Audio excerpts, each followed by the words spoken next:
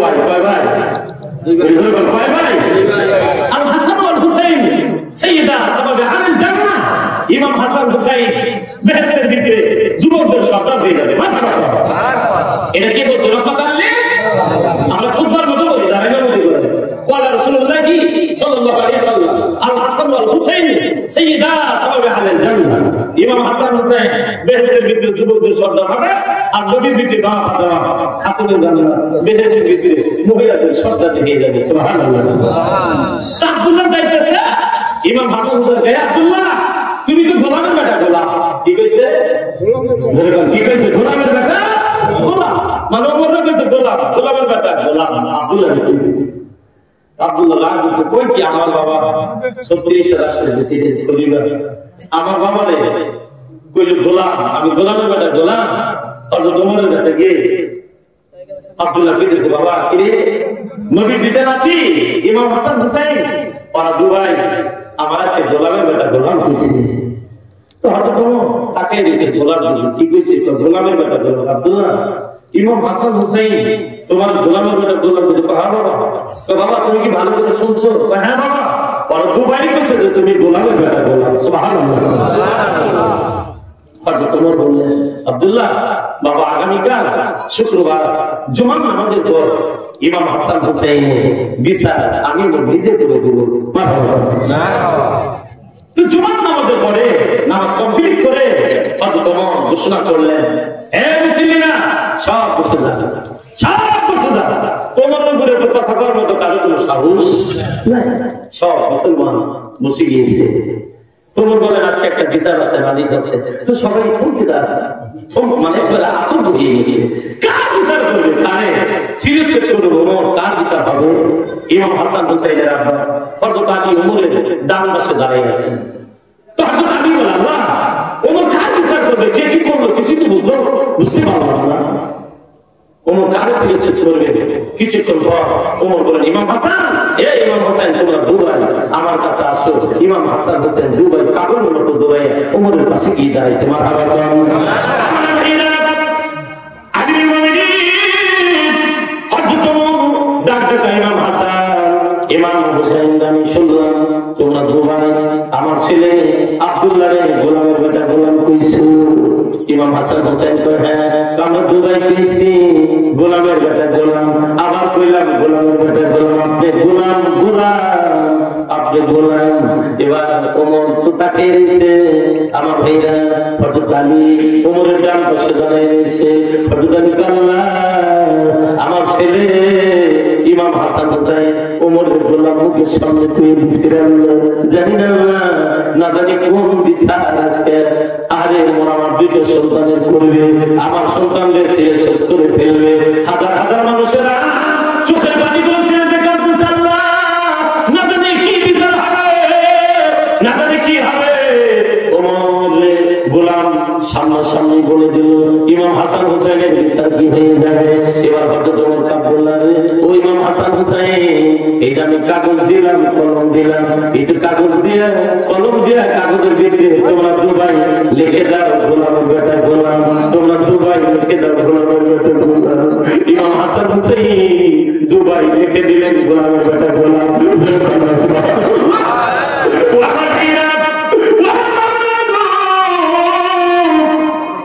ইমাম হাসান হুসাইনের কাছ থেকে কাগজের টুকরা কবর নিয়ে একবার বুকে লয় আমার চমক আসবে সুবহানাল্লাহ চোখের পানিগুলো ছেড়ে দিয়ে কাঁদতেছে মুসলিমের রাগ দেখে বাবা কি হযরত ওমর তো এইভাবে কোনোদিন কাঁদে না আমিরুল মুমিনিন আপনি এইভাবে কেন কাঁদতেছেন কাগজের টুকরাটা হাতে লইয়া হযরত ওমর ডাক দেখো ও মুসলিমরে নবীর সাহাবারা রে যদি মালাকুল মউত আসবে আমার জানটা ধরে নিয়ে যাবে কুসুম কুসুম গরম পানি করে যখন তোমরা আমার গোসল করাবা গোসল করাইয়া যখন তোমরা আমার খাটে শোয়াবা খাটে শোয়াইয়া গো যখন তোমরা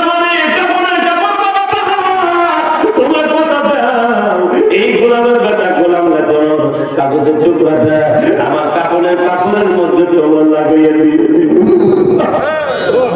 কেন দিব কিসের জন্য দিব হাসন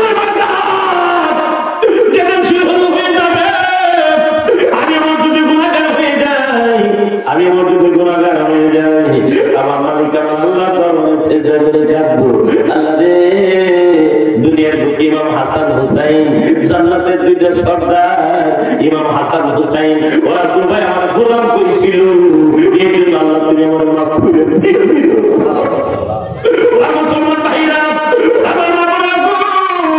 সেই আমার জন্য 36 প্রেসিডেন্ট ছিলেন মদিনা ভূমিকম্প শুরু হয়ে গেছে কি শুরু হয়ে গেছে ভূমিকম্প কি ভাই ভূমিকম্প হয় না ভূমিকম্প হলে মাটি লড়াচড়া করে ঘর বাড়ি লড়াচড়া করে এটা তো শ্রী আল্লাহুম্মা সাল্লি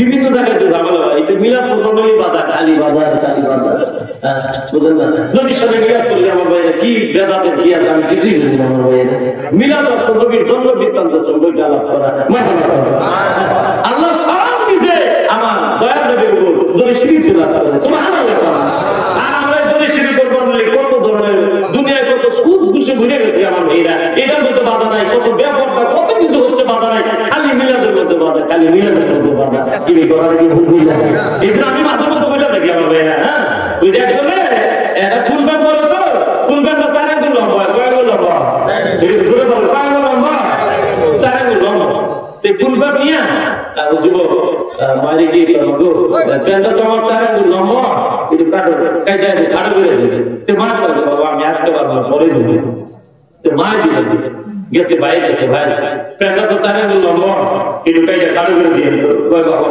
ভাই আজকে আমি পারবো না আমি আগামীকাল গেছে এই লোক ভাবি গেছে ভাবি প্যান্টটা তো চাই লম্বা কিন্তু কাজে ভালো করে দিয়েছে ভাবি কে নাম পারবো না পরে দিল কেউ দিল তো মা কাহারে আমার গুলা প্যান্টটা সারাঙ্গুল কাটার না কাটিতে নিয়ে তুমি সারাঙ্গুল কাইটা সিলাই দিলে কিনা আল্লাহর মধ্যে দিয়ে দিয়েছে আর বড় ভাই কাহারে আমার ছোট ভাই প্যান্টটা সারাঙ্গুল কাটার দিল না কাটিতে না তুমি সারাঙ্গুল করছে তাই কয় বলে গেছে ভাই এটা তো কয় বলে গেছে আর ভাবি কাহারে আমারই দাও এত ভালোবাসে এত মহব্বত করে প্যান্টটা না কাটি কেমনে হুনু সারাঙ্গুল কাছে দিলে তিন সাইডা 12 কয় বলেছে 12 আর 12 আঙ্গুল প্যান্টটা কাছে আমি ফুলবার উপর হাত টানাইছি যখন কি বানাইছে আমরা খালি ইসলাম ধরে গেলে হাত টান বানাইছে কি করা ঠিক আছে কিনা এটা আপনাদের কোনো দোষ না হবে ওই যে আল্লাহর হাবিবের সাহাবারা জিজ্ঞেস করলো জান্নাতে যাবো একটা আলেম না কয় জাহান্নামে তো আলেম না চিন্তা কারণ নাই বুঝলেন না মানে আপনারা খালি একটু আমল করবেন সাধারণ খালি একটু আমল করবেন আল্লাহ দেখবেন আপনাদেরকে 500 বছর আগে জান্নাতে নিয়ে দিবে সুবহানাল্লাহ সুবহানাল্লাহ এমন এই না এই জন্য আমরা মিলাদ করে দরুদ শরীফ পড়ব বেদাতের কিছুই নেই যার ভালো লাগে করুন যার ভালো লাগে বিরোধিতা না করে না করলে অসুবিধা নেই কিন্তু যারা করে এদেরকে বাধা দিয়ে নেই কি কথা ঠিক আছে আমাদের নামাজের কথা বলতো আর যারা নামাজ পড়ে না দেখবেন কত মানুষ ভালো ভালো মানুষ টেলিভিশনের সামনে বাজারে 30-40 জন করে টেলিভিশন দেখতেছে দাড়ি বড় বড় দাঁড়িয়ে গেছে এক নামাজ পড়ে আসলে ভাই কি আছে কিনা এই বাংলা নিজেই তো নামাজের কথা নামাজের পুরস্কার আল্লাহ নিজে দিয়ে দিবেন এই মসজিদে আপনি নামাজ পড়বেন আল্লাহ আসলে মধ্যে সর্বপ্রথম নামাজের কথা জিজ্ঞাসা কিসের কথা আল্লাহ মা ইউহাসাবু বিহি ইয়াউমাল কিয়ামাতিস সালাত প্রথমে আল্লাহ আসলে মধ্যে নামাজের কথা জিজ্ঞাসা নামাজের পুরস্কার আল্লাহ তাআলা নিজে দিয়ে দিবেন সুবহানাল্লাহ আল্লাহ কোরআনের মধ্যে বলেন ওয়াতিন ওয়াজাইতুন ওয়া তুরি সিনিন ওয়া হাজাল বালাদিল আমিন লাকাদ খালাকাল ইনসানা ফি আহসানি সামনে থাকবি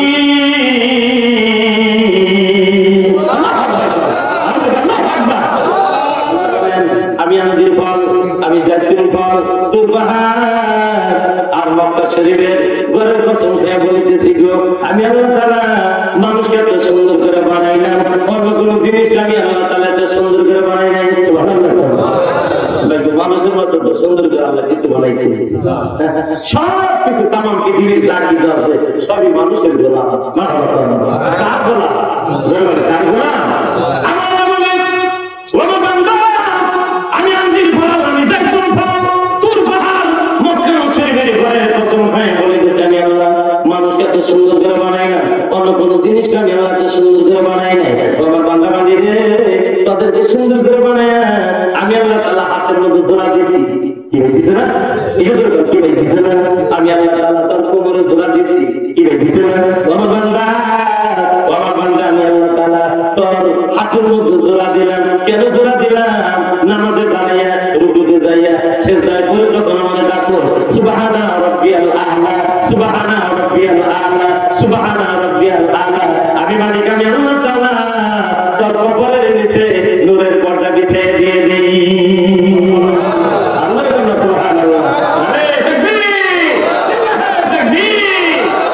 এরা বন্ধুরা নামাজ কিন্তু কারোর জন্য মা তো মদিনা ভূমিকম্প শুরু হয়ে গেছে। কি শুরু হয়ে গেছে? ভূমিকম্প একেবারে গড়াচড়া করতেছে, আর থামে না। তো সব মানুষ ধরে যায় আগের মুমিন হযরত ওমরের পাশে দাঁড়ায়, ওমর এই দেখো না ভূমিকম্প শুরু হয়ে গেছে, থামে না, ভয় পায়। ডাকতে বলে আগের মুমিন হযরত ওমর, মদিনা ভূমিকম্প শুরু হয়ে গেছে, মাটি নড়াচড়া করে, ভয় হয়, ভয় হয়। এখন আমরা কি করবো? ওমর চিন্তা করবো না, ভয়ের কোনো কারণ নাই, তোমরা সবাই বসো, দাঁড়াও, বসো, দাঁড়াও, খালি বসো, দাঁড়াও বা বসো বা দাঁড়াও, এইভাবে বলতেছে। কেউ বসে আবার কেউ দাঁড়ায়। আমার মেয়েরা আমিরুল মুমিনিন ডাকতে কর, চিন্তার কারণ নাই। হযরত ওমর ঘরের থেকে একটা লাঠি বের করে মদিনার মাটির মধ্যে আঘাত করার পর, মদিনার মাটিরে কেন নড়াচড়া করতেছি তাই কি জানোস না? তোদের ভিতরে ওই মাটির, তোদের ভিতরে সরকার দোয়া রহমতাল লিল আলামিন ঘুমিয়ে রয়েছে। ওই দিন থেকে আর মদিনায় কোনোদিন ভূমিকম্প হবে না।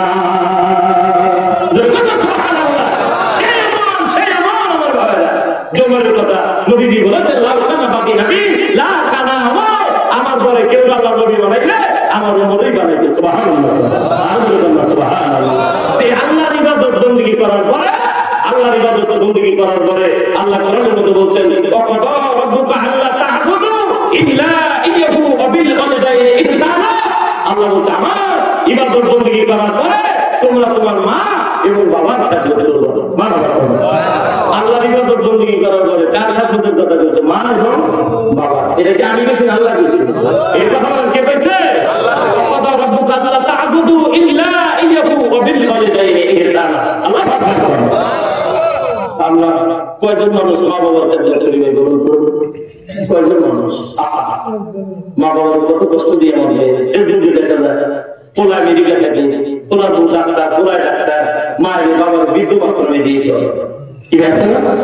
অনেক আপনারা দেখবেন মা খুশি, আল্লাহ খুশি, মা বাবা আল্লাহ খুশি, বাপ খুশি, আল্লাহ খুশি, বাপ বাবা আল্লাহ বাজার। আমার ভাইরা, এই জন্য নবী বলছেন জান্নাত আমার পায়ের নিচে, জান্নাত আমার পায়ের নিচে, জান্নাত আমার পায়ের নিচে। মা বাবা জান্নাত আমার পায়ের নিচে আল্লাহ কয়বার বলছেন? কয়বার? সাহাবারা প্রশ্ন করলেন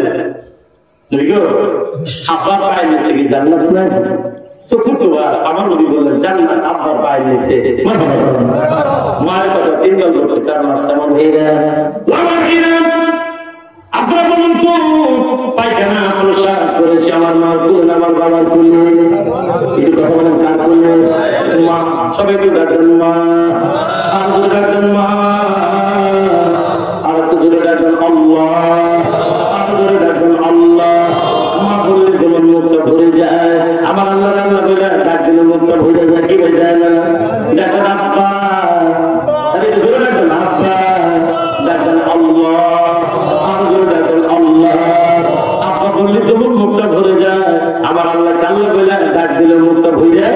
যান এবার ডাক দেন শ্বশুর মনে হয় জানাসু শ্বশুর গেলে কি মুখ ঘুরে যায় এটা শ্বশুর গেলে মুখ ঘুরে যায় এটা করে শ্রী আল্লাহুম্মা সাল্লি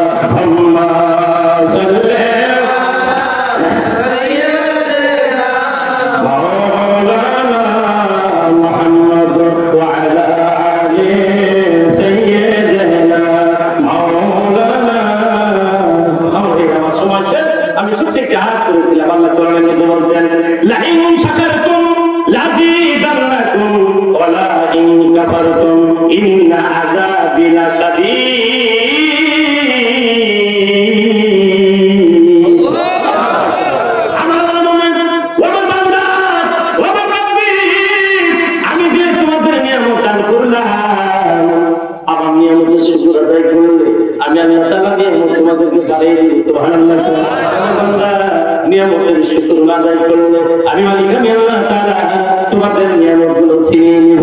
শুধু তাই নয়, হাসরের ময়দানে তোমাদেরকে কঠিন আকারে আমি আল্লাহ তাআলা গ্রেফতার করব। আল্লাহ নাউযুবিল্লাহ। তাহলে সুখে দিতে রাখার মালিক কে? কে? তুমি গরিব বানানোর মালিক এরা, সমস্ত ক্ষমতার মালিক আল্লাহ। এই জন্য নিয়ামতের শুকর আদায় করলেন। কেউ যদি জিজ্ঞাসা করে কেমন আছেন, আলহামদুলিল্লাহ, কার প্রশংসা করবেন?